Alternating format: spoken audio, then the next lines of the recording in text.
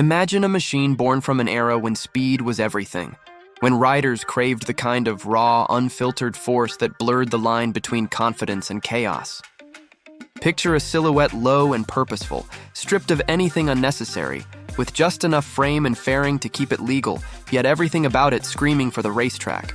It wasn't built for comfort or for the faint of heart. It was built to test limits, both of engineering and of human nerve.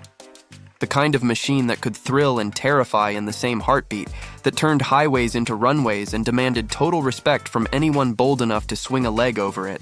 In a decade defined by excess and escalation, it represented the high-water mark of two-wheeled audacity, an icon forged not by compromise but by doubling down on extremes.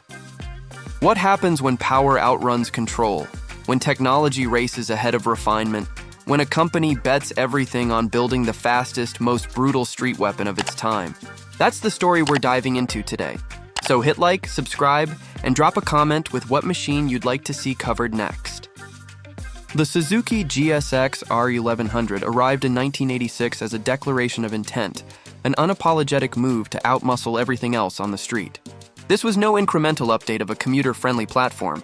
It was the big brother to the already radical GSX-R750, stretched and strengthened to carry a massive 1052cc inline-4 engine that dwarfed the competition. To understand why Suzuki made this move, you have to look back at the mid-1980s, when motorcycle development was evolving at breakneck pace. Brands had spent the late 1970s cranking out ever larger displacement bikes, but most of them were still tied to heavy steel frames and technology that blurred the line between touring machine and performance tool. The GSX-R series had already shaken things up with lightweight aluminum construction and air and oil cooling. The GSX-R1100 took that formula and injected it with steroids. For riders of the time, it was more than just another big bike. It was the physical embodiment of the 1980s obsession with bigger, faster, louder. This was the motorcycle equivalent of a muscle car that had gone to the gym and trimmed the fat, trading plush comfort for razor-sharp aggression. What made the Suzuki GSX-R1100 stand apart wasn't only displacement, but the way the entire machine was engineered around the pursuit of speed. The frame, a square-section aluminum cradle design, was lighter than conventional steel while still offering the rigidity needed to keep the engine in check, or at least attempt to. The motor itself was based on Suzuki's innovative SAC system, which used both air and oil to manage heat. That allowed them to skip the complexity and weight of liquid cooling while still running higher compression and generating more power than most rivals could dream of. Output in the US hovered around 130 horsepower, numbers that were shocking for the time, considering most superbikes were still comfortably below that figure. Suzuki wasn't hiding its goal. They wanted the fastest road bike money could buy, and the GSX-R1100 was their hammer strike against hesitation. Owning a Suzuki GSX-R1100 in its first years was not like owning a polite daily rider. The ergonomics were aggressive. The clip-on bars forced the rider forward, the high pegs demanded folded knees, and the windscreen offered little comfort. But for enthusiasts, that was the point. It was a street-legal endurance racer, dripping with attitude and unapologetically unrefined. Everyday riders often complained about the harsh ride and twitchy handling, but for thrill seekers it was intoxicating. The sheer force of the engine on tap at mid-range and top-end RPMs made it unlike anything else you could register at the DMV. Suzuki didn't intend it to be a casual commuter. They intended it to be a scalpel for carving through the bravest rider's limits. The trade-offs, however, were immediate. At around 500 pounds wet, the Suzuki GSX-R1100 was relatively light for its size, but that weight was still paired with a chassis that hadn't quite caught up to the engine's brutality. Riders learned quickly that it demanded careful throttle control. Ham-fisted inputs could twist the frame into instability or overwhelm the tires. And yet the danger was part of the allure. Stories circulated of owners who swore the bike had a hinge in the middle, flexing under pressure in ways that both thrilled and terrified. For many, that unpredictability became as much a part of the GSX-R1100's legend as its straight-line performance. The Suzuki GSX-R1100 also marked a cultural shift in motorcycle ownership. It was not the sort of machine you bought because you needed transportation. You bought it because you wanted to make a statement. Its looks were aggressive, with sharp angles and endurance racer styling cues that made it stand out on the street. Parking one outside a diner or a gas station was enough to draw a crowd, It was instantly recognizable as something dangerous, something excessive, something built purely for speed. For younger riders, it was aspirational. For veteran riders, it was a challenge, a question of whether their skills could keep up. That aura of intimidation was no accident. Suzuki wanted to sell not just a motorcycle, but an identity. The kind of identity that only comes with owning a bike powerful enough to be both a dream and a nightmare. As the years went on, the Suzuki GSX-R1100 evolved. Suzuki constantly refined it, changing frames, bodywork, and engine tuning in response to rider feedback and the ever-growing arms race of the superbike class. But in its early years, the essence was pure and raw, a superbike that sacrificed comfort and predictability to chase outright dominance. It captured the zeitgeist of the 1980s, when everything seemed bigger, bolder, and more excessive. For those who experienced it firsthand, riding one was like stepping into a different dimension, one where physics felt negotiable and restraint was optional. This was a motorcycle that didn't just meet the rider halfway, it demanded you come to it on its terms. All of this set the stage for how the Suzuki GSX-R1100 would be received by the public, by racers, and by the aftermarket world that immediately sprang up around it. Because while the bike was breathtaking in a straight line, it also exposed the limits of 1980s chassis engineering. And that tension between overwhelming power and fragile control is what shaped the GSX-R1100's reputation in the years to follow. Next, we'll dive into how this machine shook the motorcycle market, why it polarized riders, and how it forced an entire industry to rethink what a superbike could be. The Suzuki GSX-R1100 entered the US market as a shockwave, and from the very beginning, it forced riders and reviewers alike to reckon with a motorcycle that didn't fit neatly into any category. It wasn't as balanced as the smaller GSX-R750, nor was it a traditional heavyweight tourer. It was something else entirely, a road-going brute designed to win spec sheet wars. For many American buyers, the sheer presence of the GSX-R1100 was irresistible. The idea that you could walk into a dealership and ride away on a machine with over 130 horsepower in the mid-1980s was intoxicating. It was also intimidating, because unlike most motorcycles of its time, the GSX-R1100 didn't try to flatter the rider.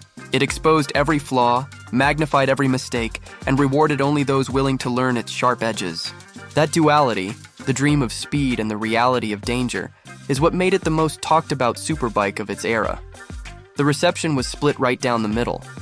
Enthusiast magazines hailed the Suzuki GSX-R1100 as revolutionary, praising its raw performance numbers and its radical weight-saving design. Yet in the same breath, many testers warned about its unpredictable handling at the limits, pointing out that the chassis flexed under hard cornering and the suspension struggled with the engine's fury. Owners often reported a love-hate relationship. In a straight line, it was godlike, but in the twisties, it could feel like wrestling a wild animal. This reputation was amplified in the US, where open highways and drag racing culture made its straight-line dominance legendary. Riders who lived for the quarter mile adored it, while those looking for balanced road manners sometimes walked away shaking their heads. The Suzuki GSX-R1100 also fueled a booming aftermarket scene. Riders wanted to tame or exaggerate its personality, leading to an explosion of tuning, from frame braces and upgraded suspension components to full-blown engine builds that pushed output into truly insane territory. Drag racers saw it as the ultimate canvas for chasing speed records, while customizers treated it as the foundation for outrageous street builds. Few motorcycles inspired as much experimentation because few had as much raw potential sitting just under the surface.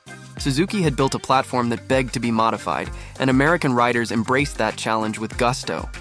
In motorsport, the GSX-R1100 had a complicated story. While it wasn't always the best fit for tight circuits where lighter machines excelled, its engine was a monster in endurance racing and straight-line events. Privateers gravitated toward it because of its power-to-dollar ratio. It was a relatively affordable way to field a bike with serious horsepower. But the same traits that made it appealing also made it treacherous, as crashes and mechanical failures highlighted the fine line Suzuki had walked between innovation and overreach. Still, its presence on grids added to the mystique. This was the machine you brought when you wanted to scare the competition. Competition in the US only intensified the GSX-R1100's legend. Rival manufacturers scrambled to keep pace, rolling out bigger and faster machines of their own. but none had quite the same combination of shock value and sheer aggression. For American riders, the GSX-R1100 became a benchmark. It was the motorcycle you bragged about if you owned one, and the one you measured everything else against if you didn't. Even riders loyal to other brands had to admit, it had shifted the conversation. Superbikes were no longer judged solely on refinement or comfort. They were judged on how fast they could go, how raw they felt, and how much nerve they demanded. By the late 1980s and into the early 1990s, the Suzuki GSX-R1100 had established itself as both an icon and a lightning rod. For every rider who adored its audacity, there was another who thought it was too much. But that was the beauty of it. This was never a bike meant to be universally loved. It was meant to polarize, to provoke, to force people to ask whether motorcycles should keep pushing boundaries without worrying about who got left behind. And in doing so, it became more than just a product. It became a cultural symbol of what motorcycles could be when engineers refused to pull punches. The Suzuki GSX-R1100, however, couldn't escape the reality of rapid technological progress. As the 1990s dawned, liquid cooling, better frames, and advanced suspension systems became the norm. Other manufacturers began to catch up, and suddenly the GSX-R1100's raw formula looked less like genius and more like an evolutionary stepping stone. Still, its influence lingered. The fact that it had forced an entire industry to accelerate its development cycle meant that its DNA could be seen in every superbike that followed. What started as a gamble to build the biggest, baddest street machine had turned into a catalyst for a global arms race in motorcycle performance. This escalation, both in technology and in reputation, set the Suzuki GSX-R1100 up for its final act, where the question became not whether it could shock people, but whether it could endure as a legend. In the next segment, we'll explore how the GSX-R1100's legacy played out, what it means for collectors and enthusiasts today, and why its reputation for danger and excess continues to echo decades later. The Suzuki GSX-R1100, by the time it reached the early 1990s, had already cemented its reputation as a brutal superbike. But the years that followed transformed it into something bigger than just a fast motorcycle. It became a cultural icon. What made the GSX-R1100 stand out wasn't just its horsepower or its straight-line performance, but the mythology that grew around it. For riders who lived through its heyday, owning one was a badge of courage. It said you were willing to wrestle with a machine that was just as likely to test you as it was to thrill you. In an era before traction control, before ABS, before electronics smoothed the rough edges, the GSX-R1100 represented raw motorcycling at its purest and most unforgiving. As Suzuki continued to evolve the GSX-R1100, updates gradually added refinement. The frame grew stronger, the suspension improved, and bodywork became more aerodynamic. Power crept higher too, eventually pushing past 140 horsepower as the 1990s wore on. But while those updates kept it competitive on paper, the core essence remained. This was still a machine that demanded respect. By then, competitors had closed the gap, and newer technologies from other manufacturers offered smoother, more predictable performance. Yet for die-hard fans, those polished rivals never carried the same raw spirit. The GSX-R1100 had character in spades, and that character, equal parts thrilling and terrifying, made it unforgettable. In the United States, the Suzuki GSX-R1100 also carried a special resonance. Wide-open highways gave it room to stretch its legs, and American riders embraced its muscle bike ethos. It slotted into the same cultural space as V8 muscle cars, not always the sharpest in the corners, but unbeatable when the road opened up and the throttle was pinned. It became a staple of bike nights, drag strips, and magazine covers, cementing itself as a symbol of excess and speed. For younger riders, it was aspirational. For seasoned veterans, it was the last great test of nerve and skill before electronics would begin to change the sport bike landscape. Today, the legacy of the Suzuki GSX-R1100 lives on not just in nostalgia, but in the lineage it created. Modern GSX-R models are far more refined, lighter, and technologically advanced, but they owe their DNA to the brute force philosophy of that 1986 debut. The GSX-R1100 showed that riders were hungry for more than just displacement. They wanted race-bred design, uncompromising performance, and the thrill of a machine that felt like it had slipped through the cracks of regulation. Even decades later, enthusiasts seek out clean examples of the GSX-R1100, not because it's the fastest thing on the road anymore, but because it represents a moment in time when manufacturers weren't afraid to push right up to the edge of reason.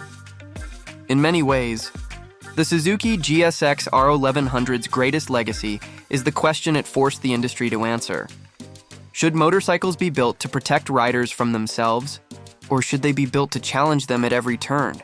Suzuki's answer in the 1980s was clear. They built a superbike that didn't hold back, one that left the consequences in the rider's hands. And that ethos, for better or worse, became the blueprint for the sport bike wars that defined the decades to come. This leaves us with the ultimate takeaway. The Suzuki GSX-R1100 wasn't just a product of its time, it was a defining force of its time. It shaped how riders thought about speed, how manufacturers thought about design, and how motorcycling itself balanced the fine line between innovation and excess. Next, we'll bring everything together and look at what this means for today's enthusiasts, collectors, and everyday riders who still feel the pull of this dangerous, beautiful icon. The Suzuki GSX-R1100, when viewed today, is more than just an old superbike. It's a touchstone for anyone who cares about how motorcycles evolved. What began in 1986 as a bold experiment in power and lightweight construction became the benchmark for an entire generation of riders. For American enthusiasts, its arrival represented both a thrill and a challenge. A bike that promised more speed than most people could realistically handle, wrapped in endurance racing style, and backed by the credibility of a brand unafraid to push limits. In its early years, it wasn't about refinement, it was about raw, addictive speed, and that DNA carried through its entire production run. Owning a Suzuki GSX-R1100 today in the US is both a blessing and a responsibility. On the plus side, its status as a cult classic means it holds value not just as a motorcycle, but as a piece of history. Clean examples are becoming harder to find, and collectors are snapping up bikes that still wear their original bodywork and haven't been thrashed by decades of drag racing or backyard modifications. Prices vary wildly depending on condition, but the curve is rising. What was once a used sport bike with little resale appeal is now an appreciating classic. For riders who want to experience it firsthand, the buy-in is still reasonable compared to some European exotics of the same era, but patience and careful searching are essential. Practical ownership, however, carries caveats. The Suzuki GSX-R1100 is a machine from a time before electronics softened the ride. It requires constant attention to maintenance. Carburetors need tuning, the oil cooling system demands vigilance, and chassis components may need reinforcement to feel solid under modern riding conditions. Replacement parts can be a challenge. While consumables like chains and tires are easy enough, specific plastics, original exhausts, and period-correct fairings are getting scarce. Many US owners turn to specialist forums, swap meets, or import parts from overseas to keep their machines alive. Reliability is solid if the bike is maintained, but neglect will punish the owner quickly. This is not a motorcycle that forgives shortcuts. For everyday riding, the Suzuki GSX-R1100 is still fast enough to command respect. But compared to modern leader bikes, it feels heavier and less precise. That doesn't diminish its appeal, in fact, it enhances it. Riding one today is an exercise in nostalgia and mechanical honesty. You feel the vibration, you wrestle with the weight, you anticipate the surge of power that comes alive at higher revs. It's a visceral experience that no computer-assisted machine can replicate. Riders who want to connect with that raw spirit will find immense satisfaction, provided they accept its quirks and limitations. Culturally, the GSX-R1100 endures because it symbolizes an era when manufacturers weren't afraid to gamble. It stands as a reminder that performance doesn't always need to be polite, that sometimes building the biggest, boldest, and most uncompromising machine is enough to etch a legend. In a world of increasingly sanitized riding experiences, the GSX-R1100 is a relic of freedom and audacity, and that is why enthusiasts in the US continue to seek it out. The ultimate lesson of the Suzuki GSX-R1100 is that excess, when executed at the right moment, can change the course of history. It wasn't perfect, and it wasn't safe for everyone, but it forced the motorcycle world to evolve. For modern riders and collectors, it's a living artifact, one that rewards dedication with an experience no modern bike can truly match. That is the legacy of a superbike that dared to go too far, and in doing so found immortality.